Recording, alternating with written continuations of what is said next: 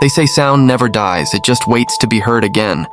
But the night Ozzy Osbourne stepped into an empty stadium, he discovered that sometimes the echoes sing back. Tonight, we uncover the chilling true legend behind the performance no one was meant to hear. Make sure your lights are low, your volume's high, and remember, silence isn't always empty. They say sound never dies. It just keeps bouncing, off walls, off hearts, off time itself, until someone decides to listen again. That's what brought Ozzy Osbourne back to Wembley that night.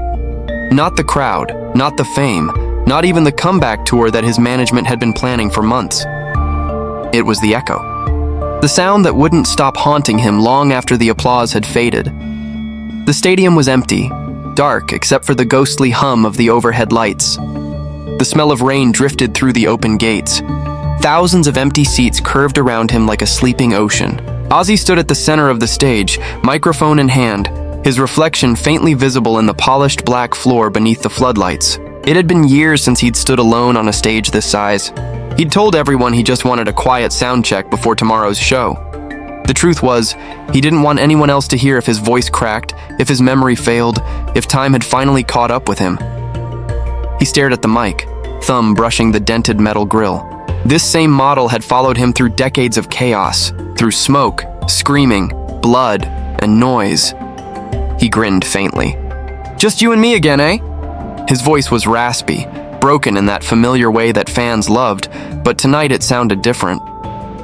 The room swallowed it. No echo, just emptiness. He stepped closer to the monitors. 1, 2, 3, check. The speakers hissed, then silence. He closed his eyes and hummed the first bars of a song he hadn't sung in nearly half a century. Something he wrote before the madness, before the fame, before Sharon, before the drugs, before he became the Prince of Darkness. Back when he was just John Osborne from Birmingham, a kid who believed that one good song could save him. The melody wavered, fragile at first. Then it hit the walls of the stadium and came back at him, faint, delayed. He smiled. That echo, soft, slow, reminded him of something he'd lost. He took a breath, opened his mouth, and let the words roll out, low and rough. "I was born in shadow, but I dreamed in light." The echo returned. Only this time it was sharper. The tone was off, higher, clearer. It sounded like a younger version of him. He froze, blinking into the dark. The sound bounced again. "I was born in shadow." He stepped back. The empty seats glared at him like eyes. He laughed under his breath, shaking his head. "All right, that's creepy as hell," he muttered. "Probably feedback. Probably reverb from the concrete." Still, something about the timing wasn't right. The second voice didn't follow him, it anticipated him. He decided to test it. "Hello?" he called. The word came back half a second late. "Hello," he frowned. The tone was perfect, almost mocking. He tried again. "Testing, testing, who's there?" The echo hesitated this time. The silence stretched. Then, "You are." Ozzy blinked hard, shaking his head. "All right, who's messing with the board?" He shouted toward the wings, no answer. The crew had gone home hours ago. Only the hum of the speakers answered him. He stepped closer to the mic again. "This isn't funny," he said quietly. The voice came back, soft, almost pleading. "Sing it." He stared at the mic. His heart thumped like a drumbeat in his chest. "Sing what?" No answer. "Just static." He hesitated, then began again, humming the same forgotten tune. A simple melody, something he wrote when he was 17 with his best friend Tommy. They used to sneak into abandoned pubs and play for beer money, dreaming of getting signed. Tommy died before that dream came true, an accident that Ozzy never talked about. The song had been theirs. It was never recorded, never performed.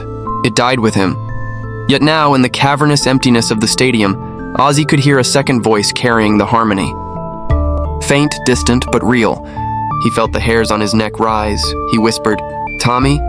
The sound system hissed. The hum grew louder, then settled into a low, vibrating chord. The monitors on stage flickered like dying fireflies. He stepped back, breath uneven. "All right, this is mad." But curiosity won over fear. It always had. He adjusted the mic stand, took a breath, and sang the chorus. The echo followed, perfect, too perfect. Every note he sang was mirrored exactly, yet slightly richer, fuller, as if the air itself had learned his song and was now teaching it back to him. He sang louder. The walls vibrated.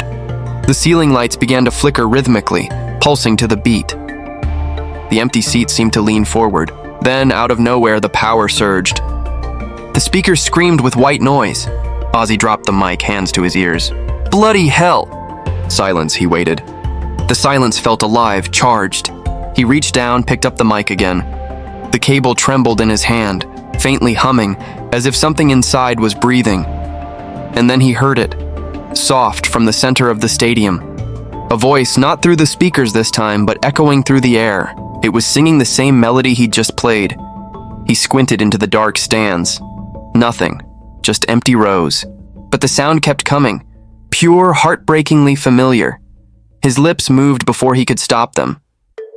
Tommy, that you? The voice stopped. A long pause. Then almost tenderly, you never finished the song. He froze. His stomach dropped. What did you say? The voice didn't answer. It only started humming again, the same tune, looping endlessly. Ozzy felt dizzy. The lights overhead flickered once more.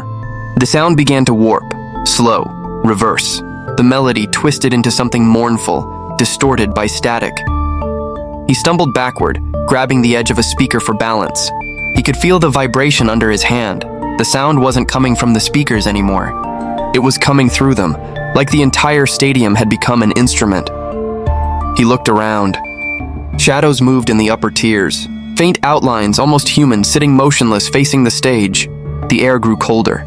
His breath fogged in front of him. He whispered into the mic, voice shaking. What do you want? The hum deepened, spreading through the floor, up his legs into his chest. Then came the words, layered, distorted, overlapping, dozens of voices at once, whispering the same phrase. Play it right. He gasped, staggering back. This isn't real. I'm losing it. But somewhere deep inside, a part of him understood. The guilt he'd carried, the unfinished melody, the memory of that rainy night when Tommy died before their first gig, it had all stayed with him. Music, after all, never dies. He took a shaky breath, lifted the mic, and whispered, All right then, let's finish it. He started slow, the same haunting tune, his voice fragile but steady. The echo joined immediately, stronger, harmonizing perfectly. The stadium filled with the sound. One voice of flesh, one of air. He could feel the past bleeding through the present, every chord pulling him deeper into something he couldn't name. His knees trembled, but he didn't stop. The song flowed from him like confession. Then, just as the final chorus rose, every light in the arena blazed white. He threw up an arm to shield his eyes. The brightness pulsed, then snapped off. Darkness. The mic hissed, alive again. A low whisper slithered through the static, slow and deliberate. You never finished the song, Ozzy. The sound ricocheted across the walls, growing louder until it filled the entire space. His grip tightened around the microphone as the hum rose to a scream, half static, half human, vibrating through the empty seats like thunder. He stood frozen, heart pounding, staring into the black rows where thousands of faces once cheered for him. But this time there was only the echo, only the sound of something that had been waiting far too long to be heard. The lights were gone, but the sound wasn't. It lingered in the air like smoke, soft, shimmering, vibrating against the empty seats. Ozzy stood alone in the pitch-black stadium, chest heaving, sweat trickling down his temples. The silence that followed felt heavier than the noise that came before it. Somewhere deep in the shadows, something hummed back. Not the speakers, not feedback. Something alive. He took a step forward, the boards creaking beneath his boots. Hello? His voice cracked, swallowed by the cavernous dark. No response this time. Only a low, continuous tone, a single note that seemed to come from everywhere at once. It pulsed through the floor, through the walls, through him. He squinted, trying to adjust his eyes to the dark. Then he saw them, faint outlines in the stands. Dozens at first, then hundreds. Shapes of light, almost human, sitting motionless where the audience would be. They glowed faintly, like candle smoke trapped in the shape of bodies. A shiver crawled down his spine. He blinked hard, rubbed his eyes, but they didn't disappear. If anything, they seemed to be watching him. The hum deepened. The mic stand in front of him began to vibrate. Ozzy reached out, fingers trembling, and the moment his hand touched the cold metal, the sound stopped. Dead silence. Then through the dark, a voice, soft, measured, and eerily familiar. Ozzy. He froze. The sound wasn't coming from the speakers. It was coming from the air, from all around him. "Who's there?" The voice came again, stronger now. "You forgot where it began." He frowned, scanning the stands. "What do you mean?" "You left the song unfinished." His throat went dry. He could recognize it now, the timbre, the accent. "Tommy," he whispered. The lights above the stage flickered once, revealing the faint shimmer of a figure standing in the far corner near the drum set. The shape was translucent, its edges bleeding into the shadows. It looked like someone holding a guitar. Ozzy's pulse raced. "You're not real," he muttered. "You can't be." But the figure stepped forward, and the guitar in its hands, old, worn, the same one Tommy used in their first band, caught the faint reflection of light. The strings twitched, plucked by invisible fingers. A low chord filled the air, warm and haunting. Ozzy stumbled back. "No," he whispered, shaking his head. This isn't happening." The voice came again, steady, calm, and heavy with sorrow. "You promised, Oz. You said we'd finish it." Ozzy's throat tightened. "That was a long time ago. For you," the voice said. "Not for me." The lights began to flicker again, brighter now, revealing empty instruments positioned across the stage. The drumsticks rose, suspended in midair. The keys of the old piano depressed one by one, testing themselves. Then the first few notes of that song filled the arena, the song they'd written together in the back of a Birmingham pub, the one that never made it out alive. Ozzy stumbled forward, shaking his head. "Stop it, you're not real, mate. This is my mind. This is just me losing it." But the voice grew louder. "Then sing. If I'm not real, prove it. Finish the song." He wanted to run, but his legs wouldn't move. The air itself seemed to pin him in place. His heart thundered. The sound wrapped around him, deep and low, vibrating through his ribs until it became impossible to tell if he was shaking or if the ground was. He swallowed hard, forced himself to the mic. "All right," he whispered. "Let's finish it." The moment he spoke, the ghostly band behind him came alive. The drums kicked, the bass rumbled, and the faint outlines in the seats began to sway, glowing brighter with every beat. Ozzy felt the vibration surge through his bones. The old melody flowed out like it had been waiting in his lungs for decades. His voice, cracked but powerful, cut through the dark like a blade. He sang the first verse, trembling but steady. The echo followed instantly, but it wasn't his voice. It was Tommy's. Together they filled the space. One mortal, one spectral. Every note blended perfectly, creating a sound that was both human and otherworldly. As the chorus rose, the phantom instruments played harder. The drumsticks slammed against the snare, the cymbals shimmered, the phantom guitarist tore through the riff like it was 1971 again. Ozzy could almost see it, the old smoky pub, the two of them sitting shoulder to shoulder, dreaming of the world listening. Tears welled in his eyes as he sang, the lyrics hitting harder than ever. "We built our dreams from broken glass and sang them loud so they would last." The echo repeated it, softer, like a prayer. When he reached the bridge, the lights around the stadium began to flare, spotlights bursting to life one by one, sweeping over the empty stands. The spectral crowd erupted into applause, their cheers blending with the music, echoing endlessly. Ozzy looked out at them and saw faces from the past. Some were fans, some were people he knew, some were the ones he'd lost along the way. Every one of them glowing faintly, smiling as they watched him perform again. He felt his throat tighten, but he kept singing. The words poured out raw, desperate, pure. It wasn't about fame anymore. It wasn't about survival. It was about finishing what he'd started, what they had started. The music grew louder, swelling into a wall of sound that rattled the seats and shook the steel rafters. He felt like he was being lifted, carried by the weight of it all, the grief, the love, the regret, the redemption. And then he heard it again. Tommy's voice, not just echoing now, but leading. "Take the final verse, Oz." He swallowed hard and nodded, stepping closer to the mic. His hands trembled as he sang the final lines, each word soaked in memory. "When silence comes, I'll sing once more, the song we lost, the love we swore." The last note hung in the air, long and haunting, vibrating through every beam and chair and shadow in the arena. Then, nothing. Silence. The phantom lights faded. The shapes in the seats dissolved like smoke and wind. The instruments fell still. For a moment, Ozzy thought it was over. He lowered his head, breathing hard, the microphone trembling in his hand. Then the applause started. It was faint at first. A single clap, slow and hollow. Then another.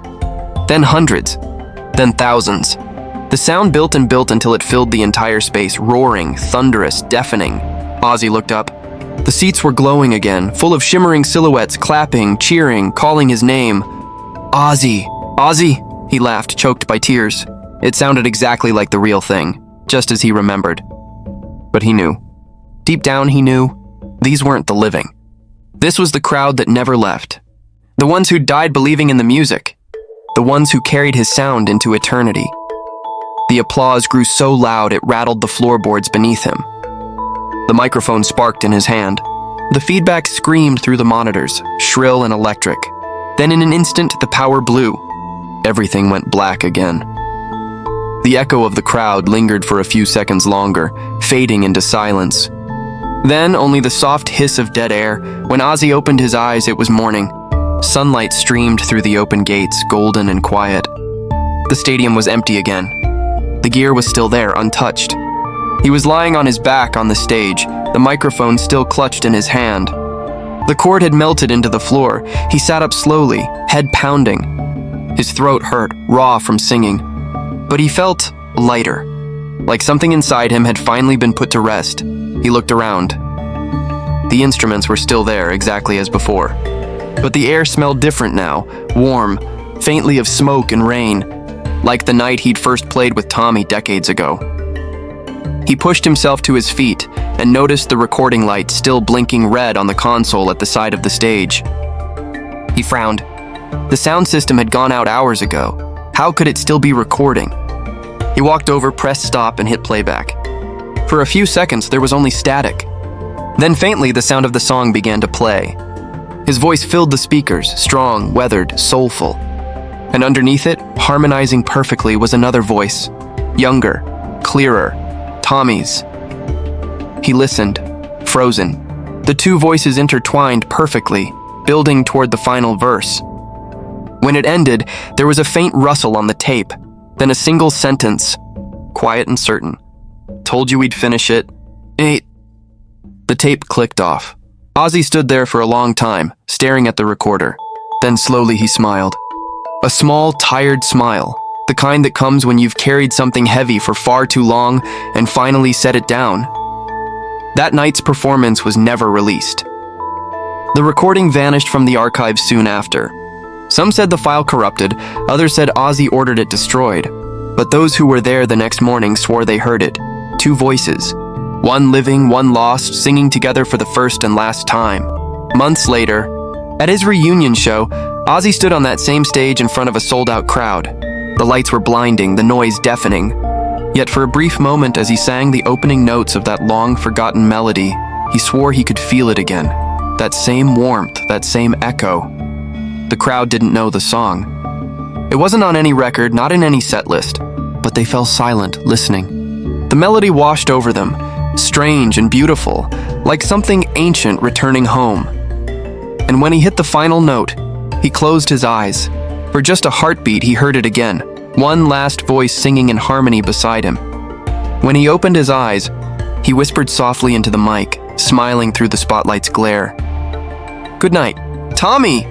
The crowd roared, not knowing why the words mattered so much, but somewhere in the rafters, in the hum of the speakers, in the endless echo of that place, a faint voice whispered back, "Good night, Oz." And just like that, the sound faded, not into silence, but into peace.